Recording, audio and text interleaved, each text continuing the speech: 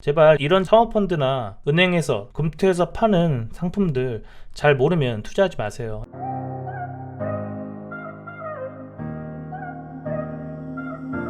네, 이번 시간에는 라임 사태 요즘 시끄럽죠. 이슈에 대해 점검 좀 해보고 이 사태의 원인과 결과 순서대로 알아보도록 하겠습니다. 환매 중단 규모가 1조 3천억 정도였고요. 1조 3천억 정도에서 지금은 3천억 좀 더 올라갔죠. 자산 대비 레버리지를 200%까지 썼다는 거고, 유동성이 상당히 문제가 있다는 얘기고, 유동성이 막혀 있는데 메자닌을 포트폴리오에 넣기 때문에 그렇고요. 이 사태가 진심으로 크게 번지지 않았으면 했는데 지금 4개월이 지난 이 상황에서도 이 문제가 더 확대될 조짐이 있거든요. 그래서 제가 영상을 제작하게 됐습니다. 뭐가 되든 되겠죠. 뭐가 되든 최초 손실이 발생하게 되면 유동성 문제를 겪게 되죠. 이 과정이 반복되면 자산을 급매각해야 되는, 던져야 되는 그런 상황까지 온다는 거죠. 저성장 저금리 기조에서 고수익을 추구하다 보니까 이런 문제들이 생기는데, 투자 대상들도 좀 위험한 리스키한 부분들이 좀 많고요. 레버리지를 많이 사용하니까 라임 같은 경우에는 TRS 계약을 많이 했고요. 뒤에 다루겠습니다. 메자닌 같은 경우에 급하게 매각이 안 되는 그런 투자 대상들이 있었기 때문에 유동성 리스크가 있었는데, 이런 메자닌 같은 경우에 투자 대상들이 코스닥 벤처펀드에 엮여 있는 것들이 많아서 상호 연계성이 강하다는 거죠. 이런 상황에서 트리거가 발생하면 디버레이징, 부채 축소가 필연적으로 이루어지는데, 디버레이징을 하게 되면 자산을 급매각할 수밖에 없고요. 자산을 급매각하는 과정에서 다시 디버레이징이 일어나겠죠. 서로 동시다발적으로 일어날 수밖에 없는 겁니다. 손실난 자펀드의 손실률이 이렇습니다. 48%부터 최대 100% 손실이 났다는 자펀드가 보이죠. 환매 중단된 라임 펀드 총 자산 규모가 1조 6천억이고요. 자펀드에 연결되는 모펀드도 역시 1조 7천억 규모로 손실이 나 있죠. 이 세 가지 개념을 좀 이해를 하셔야 되는데요. 첫 번째로는 모자펀드 개념 이해하셔야 되고, 그리고 메자닌이 뭔지, TRS까지 본질을 좀 이해하시기 편할 것 같습니다. 먼저 라임 펀드가 투자한 대상부터 몇 개만 보죠. 여기 슈펙스 BNP 보이시죠? 슈펙스 BNP는 17년부터 100억 원대 적자 보는 회사고요. G2 하이소닉은 연속되는 적자의 신용등급이 D입니다. 신용등급 D 받고 있고 투자 불가 등급이죠. 여기 플러스 바이오팜도 비슷하고요. 리드 같은 경우에는 전 현직 경영진 800억대 횡령으로 검찰 수사 거래 정지 상태입니다. 투자한 대상들이 상당히 좀 문제점이 있는데 하나하나 뜯어보면 참 가관도 아니다 싶습니다. 투자 방식은 전환사채 CB로 투자를 했죠. 날짜 쭉 보이시죠? 시간이 경과함에 따라서 전환사채로 늘려나갑니다. 물타기를 하고 있는 방식인데 다들 문제가 많지만 대표적인 테티스 2호 펀드만 하나 가져와 볼게요. 라임 자산운용에서 테티스 2호 펀드를 투자한 내역을 보시면 투자 규모 여기 있고요. 만기는 3년에서 5년 정도 되고요. 중요한 게 이자죠. 회사채에 투자를 했는데 이자가 없습니다. 이거는 회사채 투자가 아니라 주식을 보겠다는 거죠. 주식의 움직임에 따라서 시세를 먹겠다는 건데, 역시 보시면 옵션에 풋옵션, 콜옵션 걸려있죠. 투자한 대상이나 투자한 방식 모두 상당히 문제가 있다는 게 한눈에 보이고요. 자, 세 가지 개념, 첫 번째 메자닌 개념부터 보시죠. 메자닌은 어려운 게 아니고요. 그냥 CB랑 BW를 말하는 거죠. 투자한 방식에 대해서 얘기인데요. CB는 전환사채, BW는 신주 인수권 부사채잖아요. 모두 다 주식으로 전환할 수 있는 권리를 가지고 있는 회사채 개념이고 기본적으로 채권인데, 투자하는 입장에서 좋은 점이 주가 하락 시 리픽싱 가격을 낮춰서 수익을 볼 수가 있죠. 문제는 낙폭이 클 경우에는 리픽싱을 아무리 해도 주가가 주식 전환 가격을 넘을 수가 없죠. 그래서 유동성이 상당히 떨어집니다. 바로 팔 수가 없어지죠. 더군다나 만기가 보셨듯이 3년에서 5년 정도 되는 장기간 투자하면 각이 나오긴 하죠. 근데 개방형 펀드잖아요. 개방형 펀드는 바로바로 환매를 해줄 수 있도록 유동성이 좀 풍부해야 되는데 3년에서 5년 정도 만기를 갖고 있기 때문에 상당히 문제가 있었다는 거고요. 회사들 상태 보면 뭐 폭락해도 이상할 건 없어 보이고요. 모든 사모펀드를 갖고 왔을 때 여기 주식 채권, 파생형, 혼합자산 다 여기 주식 다 해당되는 부분이죠. 주식이 급락해버리면 리스크가 커질 수밖에 없는 구조였던 거죠. 판매가 즉시 어려우니까 개방형 펀드에는 적합하지 않다는 게 문제고요. 상황이 어려우니까 모자 펀드와 TRS로 투자금을 받아 유동성을 확보했던 건데, 메자닌에 투자하는 모펀드를 만들고 돈을 쌓아주는 자펀드를 밑에 깔아서 투자자들의 자금을 모았다는 거죠. 모펀드라고 불리는 이쪽 상위에서 여기 메자닌이나 금리 자산 같은 거에 투자를 하고요. 이 투자금을 자펀드에서 유입을 시키는 거죠. 이런 상품들을 금투나 은행에서 많이 팔았고요.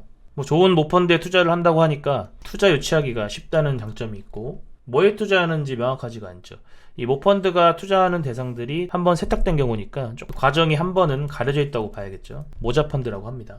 증권사와 TRS 계약을 해서 레버리지를 200%까지 올렸다는 겁니다. 이 CB랑 BW 투자하는 이 메자닌을 상당히 공격적으로 투자를 했는데, 문제는 이 투자 대상들이 재무적으로 상당히 문제가 있는 회사들이 많다는 거죠. 더 많은 펀드로 번지지 않나라고 하는 그런 우려스러운 부분이 생기는 거죠.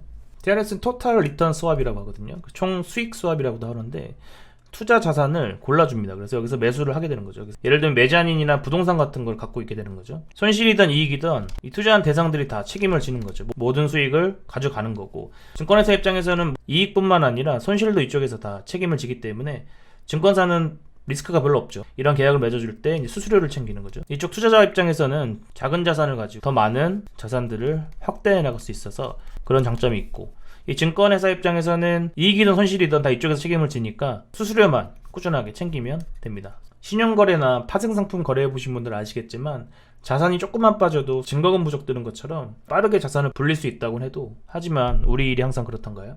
IIG 펀드에 1억 달러, 1200억 정도의 원금 상각이 발생을 했죠. TRS 레버리지를 썼기 때문에 여기 5억 달러의 투자금 중 2억 달러만 손실이 발생해도, 손실은 40%지만 레버리지 때문에 전액 손실로, 무역 금융 펀드인데 여기 이제 진행 결과잖아요. 보시면 18년 12월에 폐쇄형으로 전환 가능성을 인지했는데도 불구하고 펀드 고객에게 공시를 하지 않았다 해서 또 논란이죠. 실체가 불투명한 비상장 사모펀드에도 투자를 했는데 또 부동산에 6천억 가량이 증발했다는 거죠.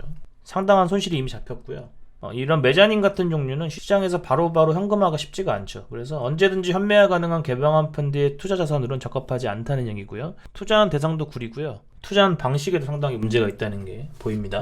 지금 전환사채를 발행한 코스닥 기업이 상장 폐지가 되니까 손실을 회피하기 위해서 B펀드로 넘겨버리는 거죠. B펀드로 이 자산을 넘겨버립니다. 넘긴 다음에 너희 사모사채를 사주는 거죠. 이렇게 되면 라임 자체의 수익률은 좋아지죠. 손실 난 건 다 넘겨버렸기 때문에. 대신 회사의 재무 건전성은 망가지는 거죠. 사모사채를 인수했으니까요. 현재 법상으로 펀드 간의 자금 지원이 불법인데, 라임 펀드가 유동성에 어려움을 겪으니까 펀드 하나를 새롭게 만드는 거죠. 자금을 유치시키고 이 펀드가 다시 투자된 자금을 라임 펀드에 다시 투자하는 방식으로 가입하면 이 자금이 자연스럽게 흘러가겠죠. 이런 꼼수. 투자 규모를 좀 보면요, 라임의 4개 모펀드 판매액이 총 1조 6천억이고요. 개인이 피해보는 게 약 1조 원대고, 법인은 6,700억 정도 되어 있습니다. 우리 신한, 하나은행 7개 은행과 거의 모든 이 라임 펀드를 판매했다는 거죠. 지금 라임 자산운용의 부사장인데 투자 총괄을 다 한 걸로 알려져 있거든요. 잠적했죠. 튀었습니다. 지금 신병을 확보하지 못해서 수사가 멈춰섰다. 도주 직전에 수익증권 모두 넘기고 그 대가로 5억 달러의 약속금을 수취했다라고 되어 있거든요. 이 정도의 손실을 기록해놓고 지난해 급여만 140억을 지급했는데, 이걸 나눠보면 임원은 6억, 직원은 1억 8천만 원씩 지급을 했다는 거죠. 13억의 손실을 기록했는데도 2억 6천까지 4배 올랐다는 거죠. 아까 손실봤다고 했던 IIG 펀드 신한금2에서 조작을 했다는 거죠. 기준가가 매월 0.45%씩 상승하는 것으로 지금 인위적으로 기준가를 한정을 했기 때문에 수익률이 좋게 나올 수밖에 없었겠죠. 부실을 인지하고도 관련 이메일을 수신하고도 투자자에게 알리지 않았다, 공시하지 않았기 때문에 보이기에는 그럴싸하게 해놨잖아요. 그래서 사기 혐의가 적용이 되는지도 논란이 되는 거고요. 라임은 운영보수의 0.4%를 받았거든요. 근데 판매사들은 선치보수로 1%를 받았습니다. 판매 수수료로 거기 약 1%를 받았다는 얘기인데 판매보수로만 160억을 받아간 거죠. 근데 판매 금액 정확하게 나와 있는 거 보면 총 판매액이 1조 5천억 정도 되고요. 지금 투자자 수는 3,600명 정도. 판매 규모 보면 우리은행이 가장 많이 팔았죠. 3천억대 팔았고요. 그리고 하나, 부산, 경남이 있습니다. 이 사태 관련해서 가장 크게 영향을 받는 회사라고 할 수 있겠죠. 지금 확정되지 않은 악재가 하나 더 생긴 겁니다. 투자 과정에서 흔적도 없이 2천억이 사라졌다는 겁니다. 자, 이 사태가 왜 터졌는지를 천천히 좀 들여다보면 이렇습니다. 이게 2015년도에 자본시장 규제 완화를 하면서 전문 투자형 사모펀드의 요건만 갖추면 누구나 진입 가능할 수 있도록 진입 장벽을 확 낮췄죠. 자, 자세하게 좀 보면 2015년 7월에 신설된 자본시장법이 있는데, 자전거래를 통한 수익률 돌려막기, 하나의 펀드에 부동산과 메자닌을 동시에 편입하는 등 이런 것들을 가능하게끔 만들었다는 거죠. 자기자본 3조 원 이상의 대형 증권사가 헤지펀드와 TRS 계약을 맺고 돈을 빌려줬다는 거죠. 레버리지를 사용할 수 있도록 허용이 됐다는 겁니다. 이게 2015년도에 자본시장법 규제 완화하면서 사모펀드 시장이 204조밖에 안 됐는데 거의 2배가 넘게 478조로 성장했고, 설립 조건이 쉬워지니까 사모펀드 운용사는 10배가 많아졌다는 겁니다. 지금 개나 소나 설립할 수 있도록 했다는 거고요. 경력이 없는 사람이 펀드 운영을 총괄하는 그런 어이없는 상황이 생겼고, 코스닥 벤처펀드, 코스닥 활성화 정책이 있었죠. 상장 여건이 안 되는 회사들이 막 상장을 하기 시작했었죠. 18년도에 있었던 코스닥 벤처펀드 관련된 얘기인데요. 바이오 산업 육성을 한다고 기술만 가지고 있으면 회사가 이익을 내지 못하고 있는 적자 기업이라고 해도 우후죽순처럼 상장을 시켰거든요. 부실한 기업들이 많아졌고요. 이런 기업들을 사모펀드들이 포트에 가져가면서 이 펀드들도 굉장히 부실해졌다는 거죠. 특례 상장을 통해서 공모 금액이 총 2조 1천억인데 그중에 바이오가 1.8천억이니까 거의 바이오 기업이 이 특례 상장을 이용했다는 거죠. 2018년도에 나왔던 자본시장 활성화 대책이 있었죠. 이때 투자금의 10%를 소득공제로 해줬고요. 그리고 특례 상장 기업에 대해서 정책자금 융자를 줬고요. 이익이 나지 않아도 시총과 자기 자본으로 상장이 가능하도록 상장 요건을 풀어줬다는 거죠. 연기금이 코스닥 투자를 확대하도록 했고요. 이 벤처펀드에 1,000만 원을 투자하면 근로세율 때가 다르지만 6만 원에서 40만 원의 소득공제를 해줬다는 거죠. 공약이었죠. 중소벤처기업 활성화를 공약으로 내세웠고, 벤처기업이 신주에 의무적으로 15%를 투자해야 한다는 점이죠. 공모주의 투자하기보다는 이자를 챙기면서 주가가 오르면 주식으로 변환시킬 수 있는 이런 것들이 투자자 입장에서는 더 매력적이죠. 벤처기업의 전환사채를 하려는 수요가 급증했고요. 표면금리가 없는, 방금 보셨던 부실기업의 시비까지 마구잡이로 팔려나갔다는 거죠. 항상 운용사는 파티를 즐기고 규제 완화의 틈을 비집고 나오고 다시 외양간 고치게 되겠죠. 삼성 자산운용 가서 홈페이지 가서 본 건데 언제든지 환매가 가능한 걸로 되어 있거든요. 환매 불가를 연기가 가능하다는 입장에서 보면 자본시장법 시행령 256조에 보면 처분이 불가능해 사실상 환매가 불가능한 경우를 명시하고 있는데요. 뚜렷한 거래 부진 등의 사유로 투자 재산을 처분할 수 없는 경우, 그리고 투자자가 형평성을 해칠 염려가 있는 경우에는 환매 불가 선언을 해도 된다라고 주장을 하는 거죠. 일부의 투자자들이 환매를 신청을 하면 이 환매를 받아주면 해당 자산에 대한 투매가 일어나겠죠. 투매가 일어나면 가격은 더 빠집니다. 그랬을 때 환매를 하지 않은 다른 투자자들이 크게 손해를 본다는 거죠. 그래서 환매를 연기해도 된다라고 주장을 하고 있고요. 근거를 좀 법에서 찾아왔는데 자본시장법 256조 환매 연기 사유라고 되어 있는데요. 대량의 환매 청구에 응하는 것이 투자자 간의 형평성을 해칠 염려, 이 케이스에 해당되므로 환매를 해주지 않겠다는 거죠.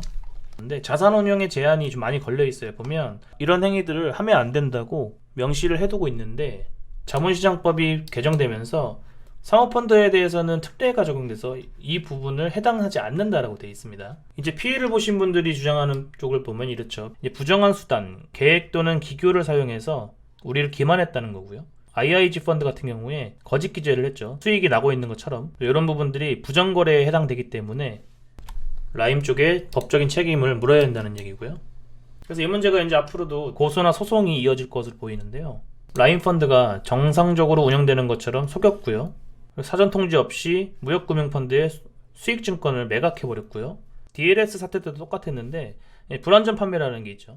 3억짜리 상품을 가입하면서 투자 위험에 대한 설명이 전혀 없었고요. 수익률 얘기만 들어있었다는 거죠. 일반적으로 그렇죠. 그리고 작성하지도 않은 투자정보 확인서에 공격적 투자 성향으로 표시해놨다 그랬고요. 그리고 역대급 금융위기가 발생하지 않으면 연 8%의 수익을 무조건 보장한다는 설명이 있었다. 불안전 판매 논란이 여기도 있죠. 이 부분들은 판매처에서 책임을 져야 될 부분으로 보고 있습니다. 사모펀드의 경우에는 투자 결정 때부터 손실 책임을 염두에 뒀기 때문에 승소할 가능성이 낮다는 거죠. 그리고 방금 보셨던 대로 사모펀드의 경우에는 자본시장법에 이를 적용하지 않아도 된다는 특례 규정이기 때문에 일방적인 환매 중단이 법적으로 별 문제가 없다는 거죠. 불안전 판매 쪽이랑 기만행위 이런 쪽으로 소송을 걸면 몰라도 환매 불가를 가지고 법적으로 이기기는 사실상 어렵지 않나라는 기사입니다. 신뢰도 문제가 사모펀드는 위험하다. 사모펀드는 필요할 때 돈을 찾을 수 없다. 환매 불가 선언을 해도 개인 투자자들은 이길 수가 없다라고 돼 있으면 점점 이 사모펀드에 대한 신뢰도가 떨어질 수밖에 없죠. 잇따른 환매 연기에 따라서 불안감이 높아지고 신뢰도가 하락하니까 작년 7월부터 6개월째 개인 판매 잔액이 감소세에 들어있었고요. 작년에는 이제 DLF 사태가 있었고 작년 말부터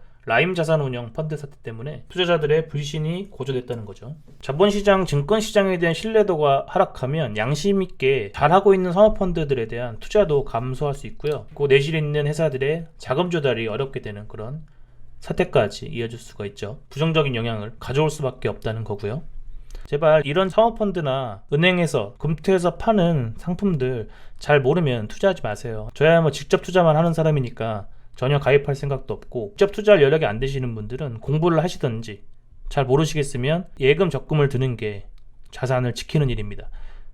항상 팔 때는 좋은 얘기만 하죠. 고수익을 보장하고 손실 위험은 거의 없다라고 판매를 하죠. 이런 사태는 이제까지 있어 왔고 앞으로도 계속 있을 일입니다. 절대로 어떤 투자를 할 때 힘들게 모은 돈을 판매원들의 실적 채우는데 횡령 얘기까지 있는 이 부실한 펀드들에 가입해서 돈을 날리는 일은 없었으면 좋겠습니다.